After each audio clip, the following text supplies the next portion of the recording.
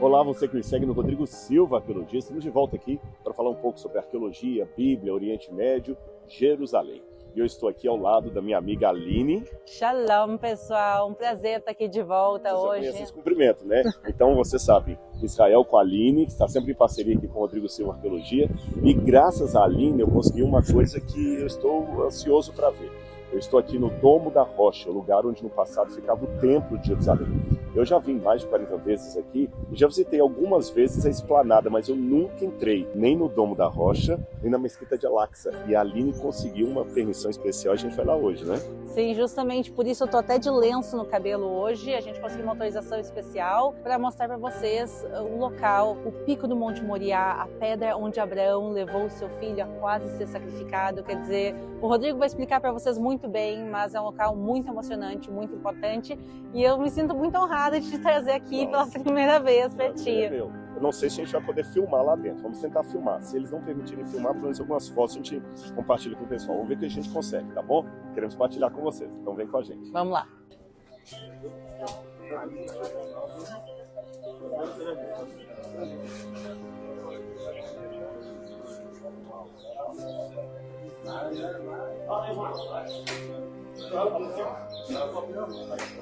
Então, a gente está entrando agora não pela entrada que os turistas normalmente entram, a gente está entrando agora por um local só onde os muçulmanos podem entrar.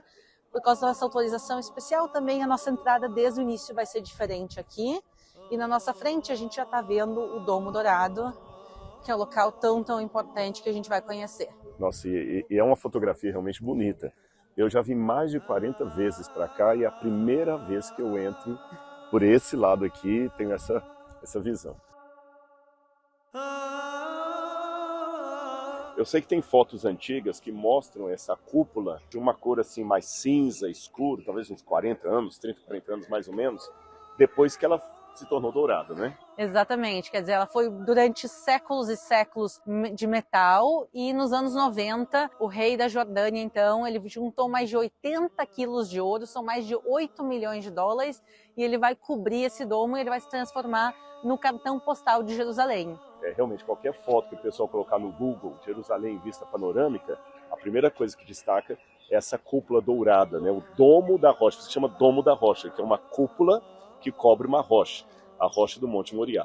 Exatamente, quer dizer, por mais que hoje em dia ela seja o cartão postal, já desde muito antes do ouro está aqui a importância, o valor desse lugar na realidade não está no ouro. O valor desse local está na pedra que está dentro e justamente essa pedra que aparece várias vezes nas passagens bíblicas, onde Abraão pegou o seu filho Isaque a ser sacrificado. Sobre ele também vai ser construído o Templo de Jerusalém, o primeiro e o segundo Templo de Jerusalém. E hoje, quando a gente conseguir entrar dentro, a gente vai conseguir ver esta rocha, a rocha do Domo da Rocha.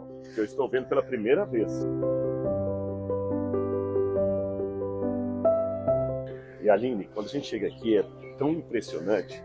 Gente, vocês que estão assistindo, vocês talvez não tenham ideia. Eu vou tentar passar o máximo para vocês aqui, que é estar pessoalmente nesse lugar quando você vê esse edifício grandioso. E com uma curiosidade, isso aqui foi construído em 691, 692 da Era Comum, ou seja, é muito antigo, mesmo que a cúpula seja mais recente, mas a estrutura é milenar.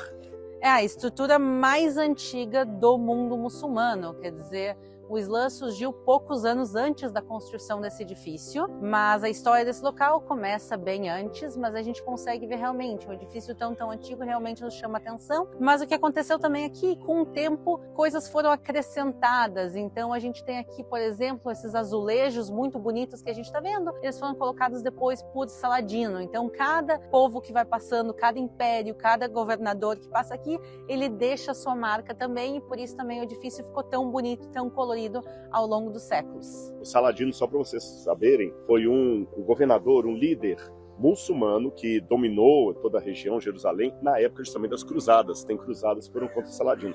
Agora, o mais interessante é que mesmo nessas lutas que teve aqui durante o período das cruzadas, o prédio ainda foi preservado, ele não foi destruído pelos cavaleiros templários, né? Não, o que acontece por esse local ser tão sagrado para as três religiões, cada vez que uma religião chegava aqui e conquistava o local, eles transformavam o local na sua religião. Então, por exemplo, o Domo da Rocha funcionou por mais de 100 anos como uma igreja. Então o local funcionou como uma igreja, originalmente do templo, depois ele funcionou também como uma mesquita, também como igreja, e inclusive a gente consegue ver isso entrando no edifício hoje. A gente vê restos de colunas cruzadas, a gente vê marcas que nos mostram os diferentes povos.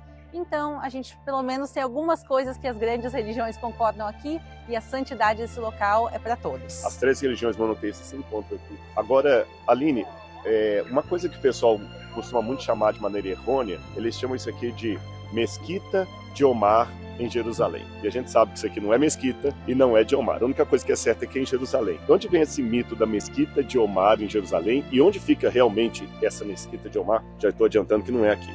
Então, o nome correto é o Domo da Rocha, e é justamente isso, é um domo que protege uma rocha. Ela não é e nunca foi uma mesquita na realidade. A gente às vezes chama isso de uma maneira errada. A mesquita é a mesquita de El-Aqsa, que a gente vai visitar também hoje mais tarde.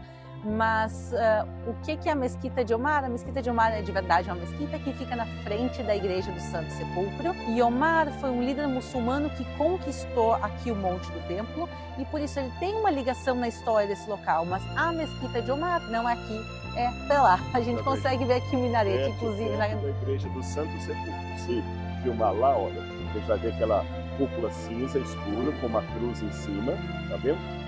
Mesmo assim, repetimos, é um lugar importante para as 3 religiões monoteístas que nós temos no mundo: cristianismo, judaísmo e islamismo.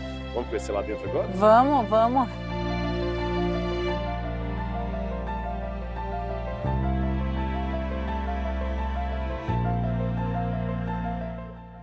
Então, para entrar, a gente tem que tirar o sapato. Vamos lá aqui. Confesso que eu aproveitei a mesinha do avião, que ela tem esse negocinho aqui, ó. A primeira coisa que a gente tem que fazer aqui ao entrar no Domo da Rocha é tirar os sapatos. Aliás, essa é uma prática muito comum no mundo muçulmano, eles sempre tiram os sapatos na hora de entrar nas mesquitas. E Aline, de onde vem essa cultura deles de entrar descalços em lugares sagrados? A origem disso vem já de Moisés, porque para os muçulmanos Moisés também é importante, eles consideram ele como um profeta. E a gente conhece a história bíblica de quando Moisés chega até a sarça ardente para falar com Deus, Deus diz a ele: tira os teus sapatos, tu está entrando em solo sagrado. Agora, vamos falar um pouquinho. Esse lugar aqui, ele também, a gente falou lá fora com relação às cruzadas, os cavaleiros templários estiveram aqui. Nessa gruta natural que tem aqui embaixo, parece que tem algumas partes dela que foram retiradas pelos cavaleiros templários para levar para a Europa, para vender como relíquia sagrada. Procede essa história? Você já ouviu falar isso aí? Então, o Poço das Almas eu acho que é um dos locais mais misteriosos que tem aqui no Monte do Templo, porque a Bíblia não nos fala sobre a existência de uma gruta no Monte Moriá, mas os fatos e a arqueologia nos mostram que sim, tem uma gruta aqui. Ela provavelmente era pequena, mas os cruzados vão ampliar ela. Eles também provavelmente usam essa sala para oração, para algum tipo de congregação cruzada, mas o principal é que eles literalmente arrancam essas pedras e vendem na Europa, e vendem a preços altíssimos. Literalmente eles vendem terra e pedras santas, e infelizmente isso danificou muito o lugar, e não só aqui embaixo, também em cima a rocha, os próprios cruzados, depois de algum tempo, eles cobriram a rocha original com mármore, para as pessoas pararem de arrancar pedaços para levar de recordação e vender, e depois os muçulmanos vieram e destamparam a pedra.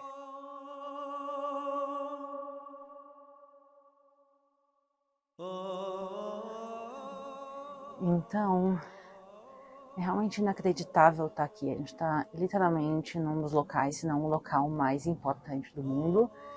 E é uma comprovação de tudo que a gente conhece, toda a história bíblica que a gente lê. Ela acontece aqui. Inclusive, quando a gente vê fotos de cima, a gente consegue ver as demarcações, a gente consegue ver a demarcação de onde ficavam as paredes do santuário, do Santo dos Santos, e também tem um vão, uma parte que é um pouco mais baixa, que fica aqui, que é literalmente o local da arca. Então a gente consegue, aqui nessa pedra, ter provas arqueológicas de como esse local era se nos parecia. tempos bíblicos. Exatamente.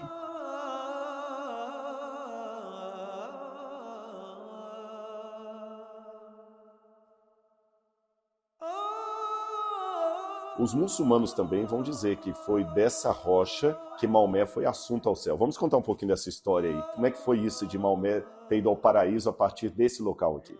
Então, o Corão, também a gente conhece como Alcorão, que é o livro sagrado dos muçulmanos, conta que Maomé ele faz uma viagem mágica pelos céus e pousa em El-Aqsa. El-Aqsa é o local mais distante do mundo, a mesquita mais distante do mundo, e aí ele chega até uma pedra, até uma rocha, que é essa rocha aqui, e daqui ele sobe aos céus. Isso segundo o Alcorão, obviamente, e lá em cima ele se encontra com Deus, e Deus ordena ele e os seus seguidores orarem 5 vezes por dia.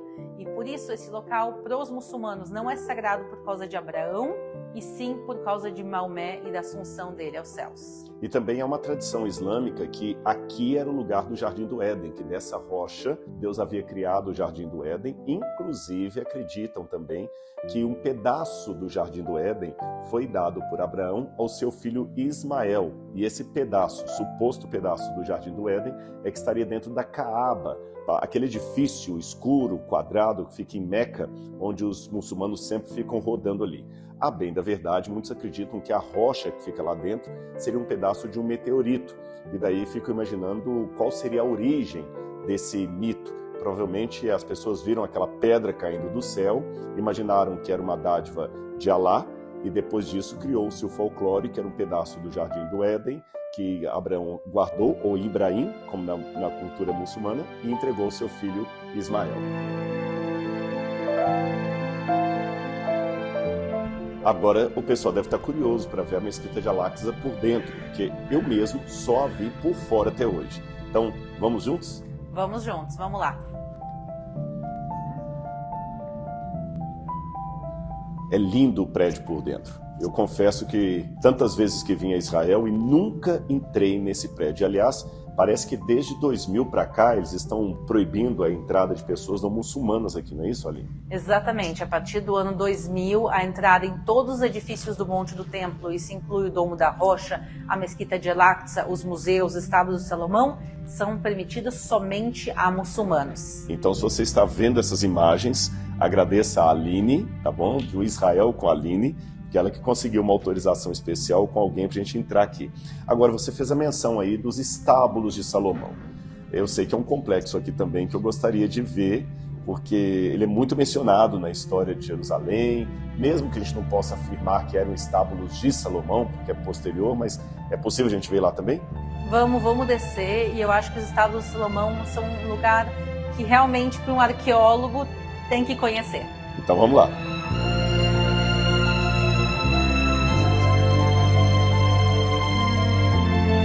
Aqui, finalmente, os estábulos de Salomão. A primeira coisa que me chama a atenção é que nós temos muitas pedras em segundo uso aqui, né? Várias. São pedras herodianas, definitivamente. O desenho dela é de uma pedra herodiana, mas ela está agora como uma base, uma coluna para sustentar um teto que não é do período herodiano. Então, nós estamos numa parte do Monte do Templo que foi ampliada na época de Herodes. Desde então, houveram muitas obras, restaurações aqui, mas nos últimos séculos, toda essa área aqui estava completamente abandonada e por isso ela se encheu de terra. A gente consegue ver as fotos antigas e a gente vê que a terra cobria tudo aqui, terra obviamente com muitos restos arqueológicos misturados, e ninguém entrava aqui. Até que a gente está falando nos anos 90, a Waqf, que é a autoridade muçulmana que administra o Monte do Templo, decidiram aqui escavar e limpar isso aqui, transformar isso aqui numa mesquita subterrânea dentro do Monte do Templo, que ela é conhecida como Marwani hoje em dia. E essa mesquita realmente eles queriam ampliar para caber pelo menos 5.000 adoradores aqui dentro. E eu posso dizer, depois vocês podem assistir no meu canal do Rodrigo Silva Arqueologia, onde eu tive a oportunidade, pelo menos por 4 vezes, de participar do Sifin Project, porque todo o entulho que foi tirado daqui e jogado na periferia de Jerusalém é um tesouro para a arqueologia, porque a gente começou a peneirar isso aqui e descobrir muitas coisas interessantes, como por exemplo, como seria o piso do templo na época de Herodes, como seriam as ofertas que eram dadas aqui, o tipo de cerâmica, até ossos de animais, possivelmente oferecidos em sacrifício no templo, foram encontrados aqui. Assista depois o meu vídeo aí no canal do Rodrigo Silva Arqueologia, onde a gente participou ali do Sifting Project.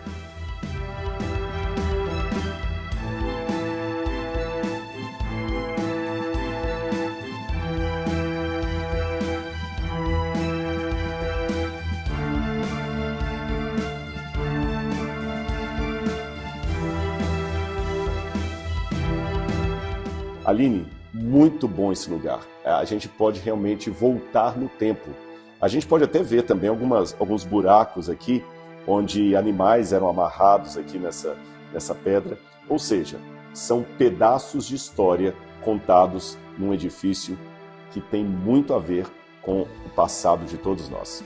Agora acho que vamos para lá para a gente poder encerrar, porque tem um lugar especial que eu quero levar o público para ver, que é atrás da Porta da Misericórdia.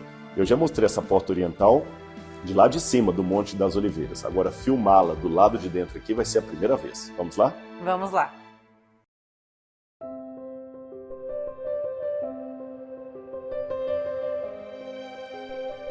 E assim a gente termina o nosso passeio também num lugarzinho muito significativo aqui da esplanada do Domo da Rocha, que é essa porta que está aqui, né, Aline?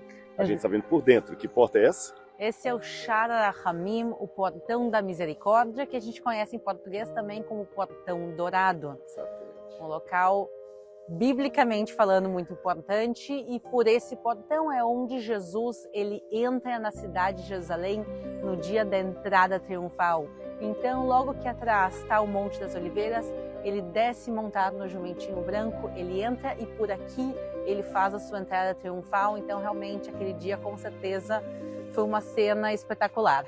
Nossa, imagine só, e eu já fiz inclusive vídeos, você já viu aqui no canal, no Evidências também, a gente filmou a Porta Dourada do outro lado, tá certo? Agora nós estamos do lado de dentro, ou seja, aqui em frente você tem o Monte das Oliveiras, e aqui nós estamos na esplanada, um lugar maravilhoso, muito lindo de ver, e eu agradeço muito estar aqui com você, muito obrigado mesmo, isso aqui é muito significativo para mim. Então eu fico muito feliz de poder mostrar para ti, mostrar para vocês um pouquinho do que é essa cidade maravilhosa, apesar de infelizmente parte desses locais estarem inacessíveis. A gente seguidamente vê o portão, por exemplo, por fora, pelo lado de fora, mas aqui a gente consegue ver que sim, parte dele as pessoas conseguem entrar. Ele funciona hoje em dia como uma mesquita, mas a gente consegue ver que os locais bíblicos continuam existindo e compartilhar com vocês é um prazer.